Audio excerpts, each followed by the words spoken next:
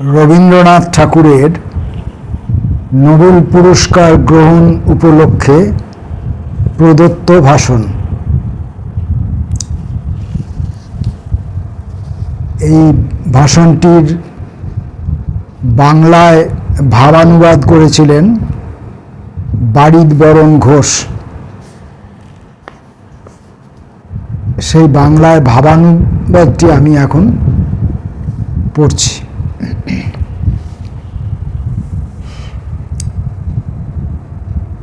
অবশেষে আপনাদের দেশে আসতে পেরে আমি আনন্দিত। আমার কাজের স্বীকৃতি দিয়ে এবং আমাকে নোবেল পুরস্কার প্রদান করে যে সম্মাননা আপনারা আমায় অর্পণ করেছেন, এই সুযোগে তার জন্য আপনাদের কৃতজ্ঞতা জানাই।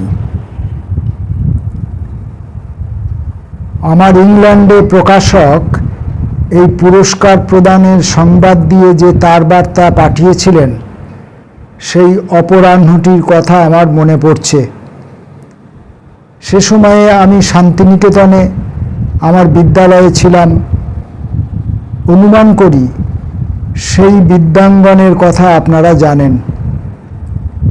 ঠিক সেই সময়ে আমরা বিদ্যালয়ের কাছেই একটি বনে সহযোগীদের নিয়ে যাচ্ছিলাম। যাবার পথে যখন আমি তার ঘর আর ডাকঘরের পাশ দিয়ে যাচ্ছিলাম, আমাদের দেখতে পেয়ে একজন ছুটতে ছুটতে এসে তার বার্তাটি আমাকে দিলেন। যে গাড়ি চড়ে আমি যাচ্ছিলাম, সেই গাড়িতেই জনৈক ইংরেজ অভ্যাগত ছিলেন। মনে হলো তার বার্তাটা তেমন গুরুত্বপূর্ণ কিছু নয়, এবং আমি লেফাফাখানা শুধু আমার জোব্বার পকেটে রেখে দিলাম। ভাবলাম গন্তব্যে পৌঁছে এটা পড়ে নেওয়া যাবে। কিন্তু আমার বিদেশি সঙ্গী সম্ভবত টেলিগ্রামের বিষয়বস্তু আগেই জানতেন, তাই ওটা পড়বার জন্য আকুতি জানালেন। বললেন, দেখুন, এতে খুব গুরুত্বপূর্ণ একটি বার্তা আছে। আমি ওটা খুলে পড়লাম। পড়ে আমি কিছু বিশ্বাসই করতে পারছিলাম না। প্রথমেই আমার মনে হলো টেলিগ্রামের ভাষায় কিছু গণ্ডগোল আছে, হয়তো আমি এর যথার্থ পাঠ গ্রহণ করতে অক্ষম। সেসব অবধি অবশ্য আমি নিশ্চিত হলাম, এবং আপনারা অনুধাবন করতে পারছেন বিদ্যালয়ের বিদ্যার্থী আর আচার্যরা এতে কি পরিমাণ খুশি হলেন। যে ছেলেরা আমাকে ভালোবাসে আর আমিও যাদের খুব ভালোবাসি, তারা যখন আমাকে যে সম্মান জানানো হয়েছে, সেই শ্রদ্ধায় তারাও সম্মানিত বোধ করছে বুঝতে পারলাম। সেই ঘটনা আমাকে সবচেয়ে বেশি অভিভূত করে।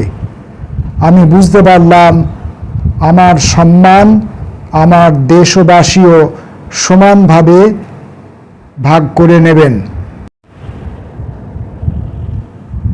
এমনি করেই বিকেলে বাকি সময়টা কেটে গেল। ধীরে রাত নেমে এলে আমি আশ্রম চত্বরে একা বসে নিজেকে প্রশ্ন করতে লাগলাম, কোন গুণের জন্য পাশ্চাত্য দেশ আমার কবিতাকে বরণ করে নিলে? আমার জাতি ভিন্ন, সাগর আর পাহাড় দিয়ে পশ্চিম দুনিয়ার সন্তানদের থেকে বিচ্ছিন্ন ও স্বতন্ত্র। আমি নিশ্চিত করে বলছি, কোনো গৌরববোধ নয়, এক আত্মানুসন্ধিৎসু হৃদয় নিয়েই আমি নিজেকে এসব প্রশ্ন করছিলাম, এবং সেই মুহূর্তে নিজেকে নগণ্য মনে হচ্ছিল। আমি স্মরণ করি তারুণ্যেই আমার জীবনের কাজ কেমন করে প্রসারিত হতে শুরু করলো।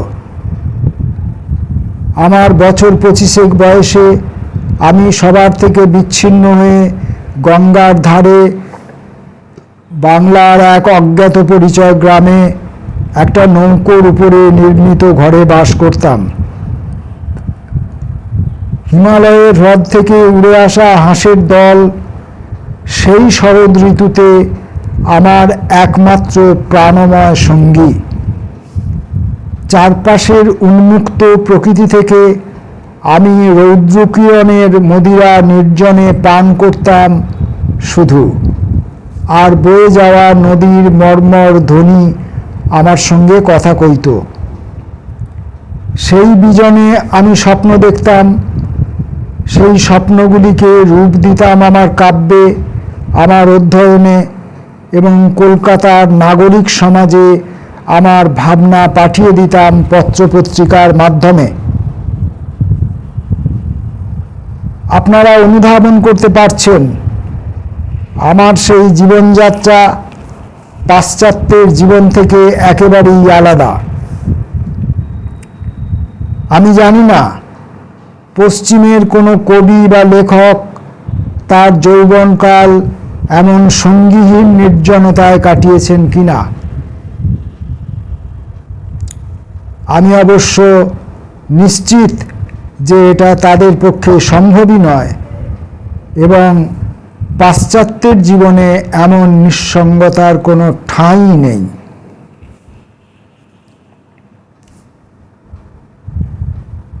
এমনি করেই বয়ে চলেছিল আমার জীবন। সে সময়ে আমার দেশের মানুষদের কাছে আমার সত্তা ছিল অপরিচয়ের আড়ালে। আমি বলতে চাইছি, আমার আপন রাজ্যের বাইরে কেউ আমার নাম জানত না। এই অন্তরাল নিয়ে আমি সম্পূর্ণ পরিতৃপ্তই ছিলাম, যা আমাকে জনতার কৌতূহল থেকে রক্ষা করেছিল। তারপর সময় এলো যখন আমার হৃদয় অনুভব করল সেই বিজন থেকে আসা মানবের জন্য কর্মের তাড়না শুধু স্বপ্নকে রূপ দেয়া নয়, জীবনের সংকট নিয়ে গভীর ভাবনাও নয়, বরং নির্দিষ্ট কর্মের মধ্য দিয়ে আমাকে ঘিরে থাকা মানুষের জন্য নির্দিষ্ট সেবার মধ্য দিয়ে আমার আদর্শকে ভাষা দান করা।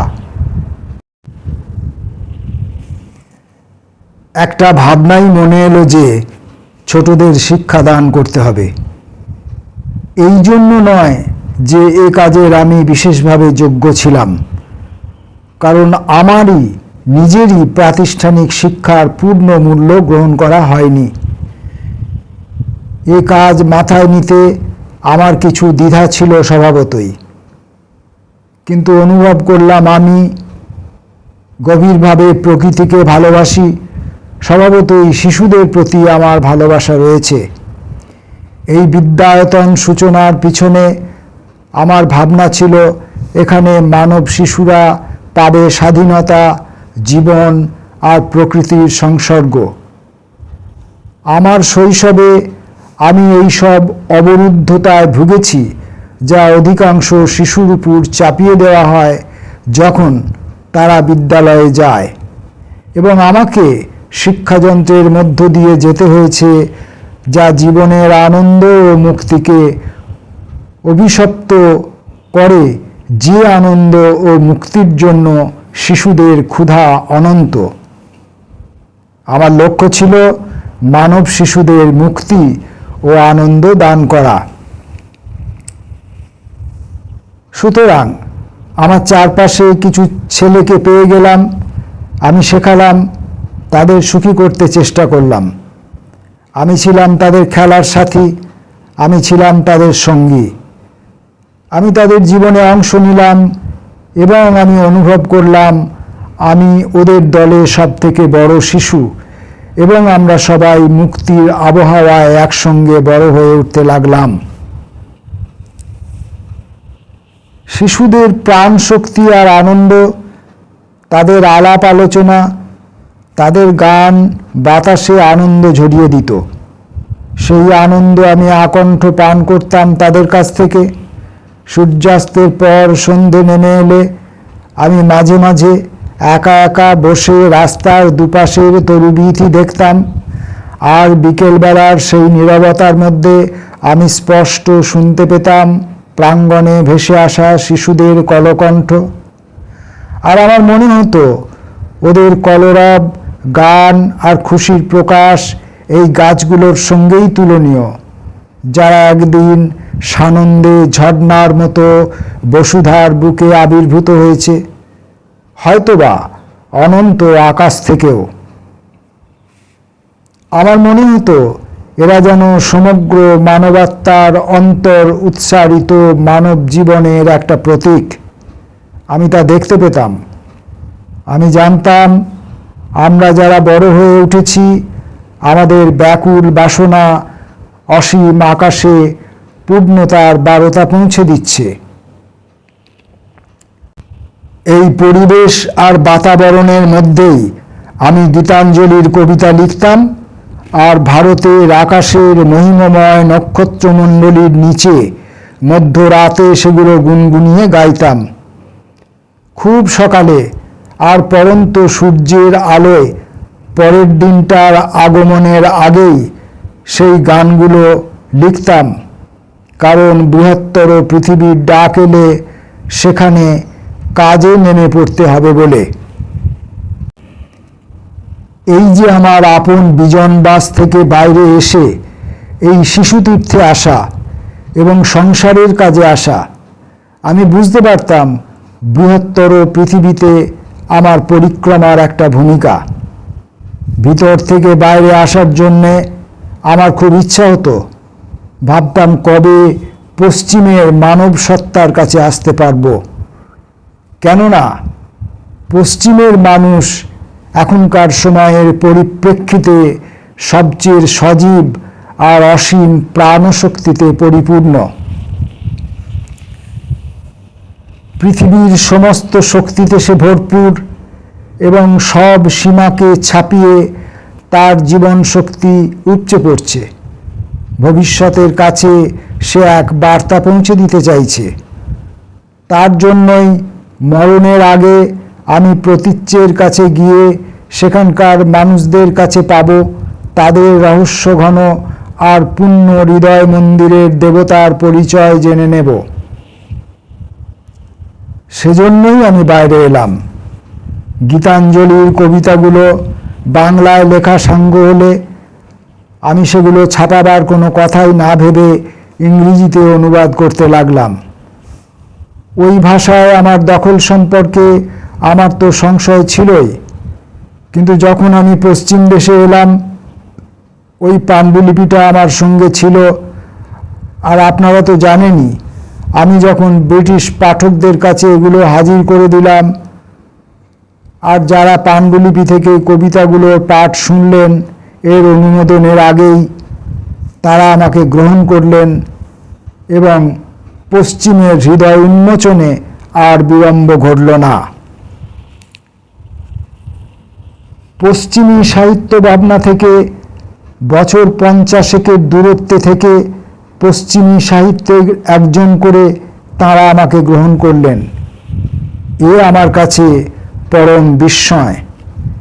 এটা বিস্ময়ের, কিন্তু এর মধ্যে একটা গভীর তাৎপর্য ছিল যা আমার নির্জন জীবনে অর্জিত হয়েছিল বলে আমার মনে হয়েছিল। পশ্চিমী দুনিয়ার জীবনানুভব এক গভীর স্বস্তি, প্রশান্তি ও অনন্তের পরশ, যা তাঁদের ব্যস্ত জীবনে খুবই প্রয়োজন ছিল, তা এ থেকে অর্জিত হয়েছে। তাঁদের হৃদয় শান্তি এবং অসীম প্রশান্তির জন্য পিপাসার্থ ছিল। গঙ্গার তীরে যৌবনের সেই এক নিসর্গ মুহূর্তগুলিতে আমার কাব্যশক্তি আমাকে এভাবেই তৈরি করেছিল। সেই সময়ের প্রশান্তি আমার চিত্তে নিবেশিত ছিল, যা আমি পাশ্চাত্য দেশের কাছে দিতে পারতাম, এবং আমি যা উপহার দিলাম তাঁরা তা কৃতজ্ঞ চিত্তে গ্রহণ করলেন। আমি তো জানি এই প্রশংসা বাণী আমার একার প্রাপ্য নয়। আমার মধ্যে প্রাচ্যের ভাব সম্পদ পাশ্চাত্য দেশকে এই ডালি দিয়েছে। আধ্যাত্ম মানববাদের আশ্রয় পূর্ব এবং পশ্চিমের দেশেও কিভাবে তাদের শিশুটি খেলতে খেলতে যখন আহত হয়, ক্লান্ত হয়, ক্ষুধাগ্রস্ত হয়, তখন কি তারা পবিত্র প্রাচ্য মায়ের দিকে চেয়ে দেখে না? তারা কি মায়ের কাছ থেকে ক্ষুধার অন্ন প্রার্থনা করে না এবং সকল শ্রান্তি নিয়ে রাতের বিশ্রামের জন্য আকাঙ্ক্ষা করে না? অথবা তারা যখন হতাশাগ্রস্ত হয় তখন? সৌভাগ্যক্রমে পশ্চিম যখন আবার পুষ্টির জন্য পূর্বের মুখাপেক্ষী হতে আরম্ভ করেছে, আমি সেই মুহূর্তেই ডালি নিয়ে হাজির হয়েছি, কারণ আমি প্রাচ্যের প্রতিনিধি এবং পশ্চিমী বন্ধুরা আমাকে পুরস্কৃত করেছে। আর আমি আপনাদের নিশ্চিত করে বলছি, যে পুরস্কার আপনারা আমাকে দিয়েছেন তা শুধু আমি নিজের জন্য অপচয় করিনি। এক একক মানুষ হিসাবে একে আমি গ্রহণ করতেই পারি না। সেজন্য আমি এটি আমার প্রাচ্যের শিশু আর ছাত্রদের উপঢৌকন দিয়েছি। এটা সেই মাটিতে বীজ বপন করেন, ফলবান গাছ হয়ে সেটা আবার সেই বপনকারীর কাছেই ফিরে এসে তাদের কাজে লাগা। আপনাদের প্রদত্ত টাকা আমি সম্প্রতি স্থাপিত বিশ্ববিদ্যালয় স্থাপন আর তার রক্ষণাবেক্ষণের কাজে লাগিয়েছি। মনে হয়েছে এই বিশ্বভারতীতে পশ্চিম থেকে ছাত্ররা আসবে, তাদের প্রাচ্যের বন্ধুদের সঙ্গে মেলামেশা করবে, সত্য আর যুগনিহিত সম্পদের সন্ধান করবে, প্রাচ্যের অধ্যত্ত সম্পদ অর্জন করবে। এসবই তো মানবাত্মার বিকাশে খুবই প্রয়োজনীয়। ভারতের প্রাচীন বিশ্ববিদ্যালয় এবং অতীতের সভ্যতার কথা আমি আপনাদের স্মরণ করিয়ে দিতে চাই। আলো যখন জ্বলেছে তখন তো সে একটা ছোট পরিসরে আবদ্ধ থাকবে না। এ তো সারা বিশ্বকে আলোকিত করবার জন্য। সমস্ত গরিমা, প্রজ্ঞা আর সম্পদের সভ্যতা নিয়ে ভারত সম্পদশালী। শুধুমাত্র আপন সন্তানদের জন্যই এই সম্পদ নয়, মানব জগতের সমগ্র জাতির কাছে আতিথেয়তার দরজা একে উন্মুক্ত করতে হবে। চীনা, জাপানি, ইরানি সর্বজাতির জন্যই। ভারতের সেরা সম্পদ তাঁরা গ্রহণ করবেন, উদার চিত্তে ভারত তা বিতরণ করবে। আপনারা জানেন, শিক্ষাদানের বিনিময়ে শিষ্যের কাছ থেকে কোনো জাগতিক কিছু গ্রহণ করা ভারতের পরম্পরা নয়। কারণ ভারত জানে যে শিষ্যকুলকে তার সম্পদ বিতরণই তার আবশ্যিক দায়িত্ব। শুধু ছাত্ররা গুরুর কাছে চাইবে এটা তো সত্যি হতে পারে না। গুরুরও তো কর্তব্য ছাত্রের জীবনের লক্ষ্য পূরণের জন্য তার সমস্ত জ্ঞান শিষ্যকে বিতরণ করা।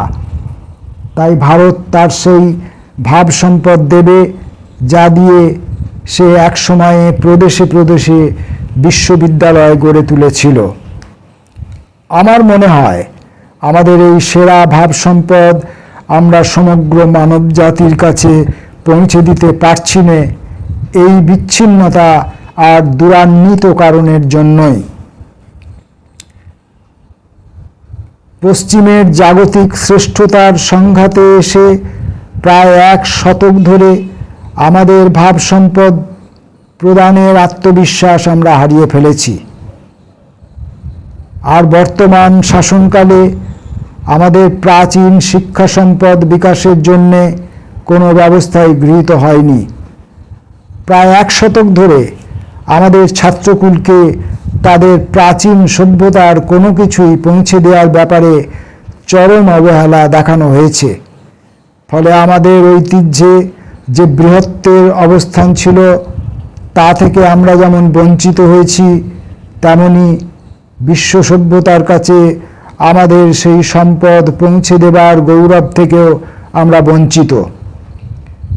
অন্যদিকে আমরা শুধু ভিক্ষা আর ঋণ গ্রহণের জন্য হাত বাড়িয়ে দিয়ে শুধুমাত্র বিদ্যালয়ের বালক হয়ে প্রান্ত সীমায় অবস্থান করতে থাকলাম। এবার এসেছে সময়, আর আমরা সুযোগ হারাতে চাই না। আমাদের যা কিছু ছিল আমরা তা আবার নিয়ে আসব। শতাব্দীর পর শতাব্দী আমরা দেশে দেশে ঘুরে আমাদের দারিদ্র্যকে প্রকাশ করব না। আমাদের ঐতিহ্য নিয়ে আমরা গর্বিত। এসব আমরা পেয়েছি আমাদের পূর্বপুরুষ থেকে। এই যে উপহার দেবার অবকাশ এসেছে, এটা আমরা হেলায় হারাতে চাই নে। শুধু আমাদের জন্যই নয়, সমগ্র মানব জাতির কল্যাণের কারণেই।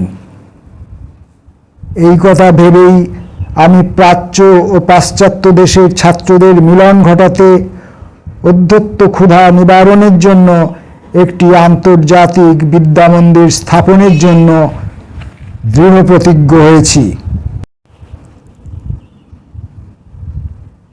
এইভাবে আমি সগর্বে বলতে চাইছি যে আপনারা পুরস্কার দিয়ে আমার অভীষ্ট লক্ষ্যকে পূরণ করতে পেরেছেন। আবার আপনারা পশ্চিমের দ্বার এভাবেই খুলে দিয়েছেন এবং আমি দূর প্রাচ্যের আনন্দ মঞ্চে আপনাদের আমন্ত্রণ জানাতে পারছি। আশা করি আমার আমন্ত্রণ বৃথা যাবে না। ইউরোপের বিভিন্ন দেশে আমি গেছি, সর্বত্র প্রভূত সম্বর্ধিত হয়েছি। এই স্বাগত আহ্বানের একটি নিহিত অর্থ আছে। পশ্চিম বুঝতে পেরেছে তাদের কাছে প্রাচ্যের একটা প্রয়োজন আছে, যেমন তেমনি পশ্চিমের কাছে প্রাচ্যের কিছু প্রাপণীয় আছে। সময় এসেছে এখন উভয়ের সম্মিলনের। আমি এই ভেবে আনন্দিত যে আমি এই মহান কালের, মহান যুগের, এবং আমি আনন্দিত এই মহান যুগকে ভাষাদানের জন্য আমি কিছু করতে পেরেছি, যখন প্রাচ্য আর পাশ্চাত্য মিলতে চাইছে। তারা যাত্রা করেছে পরস্পরের সমীপবর্তী হওয়ার লক্ষ্যে। তারা ক্রমাগত হচ্ছে পরস্পরের সঙ্গে মিলনে, নবীন সভ্যতা সংগঠনে এবং ভবিষ্যতের এক মহান সংস্কৃতি নির্মাণের জন্যই পরস্পরের সঙ্গে মিলনের আমন্ত্রণ পেয়েছে তারা। আমি নিশ্চিতভাবে বিশ্বাস করি এমন একটা আদর্শের সন্ধান আমি আমার লেখার মধ্য দিয়ে যেতে পেরেছি, যদিও তা একটা দুরূহ অনুবাদের মাধ্যমেই। প্রাচ্য পাশ্চাত্যের মিলনের শুরু তা বহন করে চলেছে। প্রাচ্যের বার্তা এসে পৌঁছেছে পাশ্চাত্যের কাছে, সেখানে নিজের ঠাঁই করে নিয়েছে, বাসা বেঁধেছে, স্বাগত পেয়েছে। বর্তমান যুগের কণ্ঠস্বর যদি আমার রচনার মাধ্যমে ব্যাখ্যা করা হয়ে থাকে, অবশ্য তবে আপনাদের কাছে আমি এই সুযোগ দেওয়ার জন্য গভীরভাবে কৃতজ্ঞ রইলাম। সুইডেনের এই স্বীকৃতি আমাকে ও আমার সৃষ্টিকে পশ্চিমের কাছে পৌঁছে দিতে পেরেছে।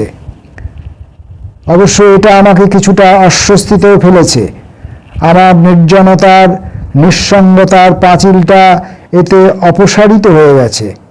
যে জনতার ভিড়ের কাছে আমি যেতে অভ্যস্ত ছিলাম না, সেই বিপুল জনতার মুখোমুখি হতে হয়েছে আমাকে। এখনও আমি নিজেকে যেন মানিয়ে নিতে পারিনি। পশ্চিমের বিপুল জনতার প্রবাহের সামনে দাঁড়িয়ে আমার হৃদয় সংকুচিত হয়। আপনাদের মহান উপহার, প্রশংসা আর সাধুবাদের সঙ্গে আমি এখনো খাপ খাইয়ে উঠতে পারিনি। এখনো আপনাদের সামনে দাঁড়িয়ে আমি লজ্জা সংকোচ অনুভব করছি। তবুও ভগবানকে অশেষ ধন্যবাদ দিয়ে আমি বলবো যে তিনি আমাকে এই উদার সুযোগ এনে দিয়েছেন, করুণাবেশে আমাকে মিলনের এক মহান মাধ্যম করে তুলেছেন, পশ্চিম ও প্রাচ্যের হৃদয়ের গ্রন্থিবদ্ধন করতে দিয়েছেন। জীবনের অন্তিম ক্ষণ পর্যন্ত এই লক্ষ্যে আমি অবিচল থাকব। যা আমি পারব তা আমি করবই। পশ্চিম প্রাচ্যের ক্ষোভকে প্রশমিত করতে হবে। আমি একটা কিছু করবই এবং এই লক্ষ্য নিয়েই আমার এই প্রতিষ্ঠানের সূচনা। কিছুকে প্রত্যাখ্যান করা, কোনো জাতিকে অস্বীকার করা বা সংস্কৃতির অপমান করা ভারতের সাংস্কৃতিক ঐতিহ্য নয়। ঐক্য সাধনের সোচ্চার ঘোষণাই ভারতের আত্মিক শক্তি। ঐক্য সাধনের এই মন্ত্র জাতি সংস্কৃতি কোনো কিছুকেই পরিহার করে না, এ সব কিছুকেই আত্মীকরণ করে, একাত্মীকরণ, একীভূতকরণ করে। পরিবর্জন নয় এর লক্ষ্য। সব কিছুতেই এ সহানুভূতি আর প্রেম দিয়ে গ্রহণ করে। এইটি হলো ভারতের আত্মিক শক্তি। কিন্তু বর্তমান রাজনৈতিক অস্থিরতার কারণে ভারত সন্তান যখন পশ্চিমকে বর্জন করতে চাইছে, আমি কষ্ট পাই। আমার মনে হয় এই বর্জনের শিক্ষা তারা পশ্চিম দেশ থেকেই পেয়েছে। কিন্তু এটা তো আমাদের লক্ষ্য হতে পারে না। বিশ্ব মানবকে এক সূত্রে গ্রন্থনই ভারতের একমাত্র লক্ষ্য। এই কারণেই ভারতের জাতিগত ঐক্য আজ বিঘ্নিত। বিশ্বজোড়া জাতিগত সমস্যা আজ ভারতেরও জাতিগত অনৈক্যের সমস্যা। দ্রাবিড়, মুসলমান, হিন্দু ও নানা জাতি, নানা সম্প্রদায়ের মানুষ ভারতের অধিবাসী। সেজন্য শিকড়হীন রাজনৈতিক বন্ধনের আবেদন আমাদের তুষ্ট করতে পারে না। এর কোনো বাস্তব মূল্য নেই। আমাদের আরও গভীরে প্রবেশ করতে হবে। গভীর আধ্যাত্মিক বন্ধনের অনুসন্ধান করে জাতিগত ঐক্য বিধান করতে হবে। মানুষের আত্মার মধ্যে অবগাহন করে আমাদের মহান ঐক্যসূত্রের সন্ধান করতে হবে, যা দিয়ে বিশ্ব মানবকে গাঁথা সম্ভব হবে। এজন্য আমরা সবাই সদা প্রস্তুত। আমাদের পূর্বসূরীদের রেখে যাওয়া অমর অবদান, সেই লেখকদের অমর বাণীতে ধর্মগত ঐক্য ও সমবেদনার আমরা উত্তরাধিকারী। সেই সত্য যা বলে আত্মানাং বিদ্ধি, যিনি আপনার মধ্যে বিশ্বকেও অবলোকন করেন, তাকে আবার অনুধাবন করতে হবে। শুধুমাত্র প্রাচ্যের শিশুরাই তা করবে না, পশ্চিমের শিশুদেরও তা করতে হবে। সেই অমর বাণীরাজির কথা আবার মনে করতে হবে। অন্যান্য জাতির সঙ্গে নিরন্তর সংঘর্ষ মানুষের কাজ নয়। মানুষের কাজ হচ্ছে সমঝোতা করা, শান্তির সন্ধান করা এবং প্রেম ও বন্ধুত্বের বন্ধনকে সুদৃঢ় করা। আমরা তো যুদ্ধমান পশুর মতো নই। আত্মসংযমের যুদ্ধরত শান্তিই আমাদের জীবনচর্যা। আমাদের সকল দুর্গতির এটাই কারণ। এই বিচ্ছিন্নতাই আমাদের মধ্যে পার্থক্য গড়ে তোলে, পারস্পরিক ঘৃণায় প্ররোচিত করে আর রাজনৈতিক ও বাণিজ্যিক প্রতিদ্বন্দ্বিতার অবাঞ্ছিত কল্যাণশূন্য বিষাক্ত পরিবেশ রচনা করে। যদি আমরা পুণ্যভূমির উপর দাঁড়িয়ে হৃদয়ের অন্তঃস্থলে অবগাহন করে প্রেম, প্রীতি, ভালোবাসার ঐক্যবাণীর মর্ম উপলব্ধি করি, এই অলীক অমঙ্গল মুহূর্তে দূরীভূত হবে। ভারতের সেই মহান আদর্শকে সামনে রেখেই আমার এই বিশ্বভারতের সূচনা।